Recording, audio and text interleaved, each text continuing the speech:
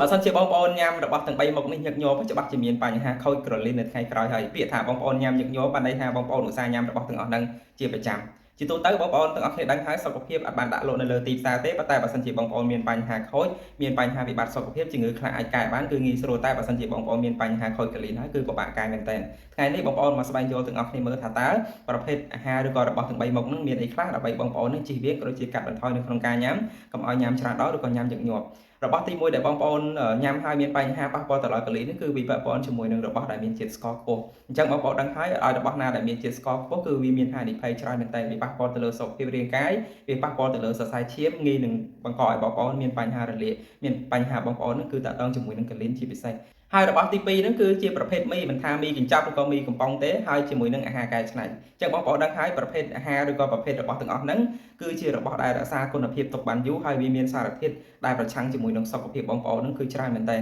គឺជាប្រភេទអាហារដែលសម្បូរទៅដោយខ្លាញ់អាក្រក់ហើយសម្បូរទៅដោយពពុះសូដ្យូមដែលវាបំផ្លាញសុខភាពមិនថាតែក្រលីនទេគឺរាងកាយបងប្អូនមកទោខ្លួនបើសិនជាបងប្អូនញ៉ាំរបស់ទាំងអស់ហ្នឹងញឹកញាប់របស់ទី3ហ្នឹងគឺវាប៉ះពាល់ជាមួយនឹងគ្រឿងស្រវឹងឬក៏ពពុះគ្រឿងកំប៉ុងដែលមានជាតិអាល់កុលខ្ពស់អញ្ចឹងបងប្អូនដឹងហើយរបស់ទាំងអស់ហ្នឹងបើសិនជាបងប្អូនញ៉ាំចូលជាប្រចាំហើយញ៉ាំញឹកញាប់វាប្រកាសជាមានហានិភ័យជាពិសេសគឺប៉ះពាល់ជាមួយនឹងកលីនបងប្អូនទាំងអស់គ្នានឹងឯងក្នុងវីដេអូហ្នឹងដែរបញ្ជាក់ប្រាប់បងប្អូនថាមិនមែនថាមិនឲ្យបងប្អូនហ្នឹងញ៉ាំរបស់ទាំងអស់ហ្នឹងទេប៉ុន្តែបងប្អូនព្យាយាមកាត់បន្ថយកុំឲ្យញ៉ាំញឹកញាប់ឬក៏ញ៉ាំច្រើនដងតែកាលណាបងប្អូនញ៉ាំច្រើនលើសលប់វាបង្កឲ្យមានហានិភ័យសុខភាពបងប្អូនទាំងអស់គ្នាជួយចែករំលែកវីដេអូហ្នឹងមួយផងដើម្បីឲ្យបងប្អូនទាំងអស់គ្នាដែលស្រឡាញ់សុខភាពជាពិសេសបងប្អូនដែលខ្លួនឯងផ្ទាល់ហ្នឹងយកទៅអនុវត្តធ្វើម៉េចកុំឲ្យមានបញ្ហាសុខភាពនៅថ្ងៃក្រោយកុំភ្លេចជួយ follow និងតាមដាន page រូបសម្បត្តិបន្តទៀតផងដើម្បីដឹងព័ត៌មានសុខភាពបន្តទៀត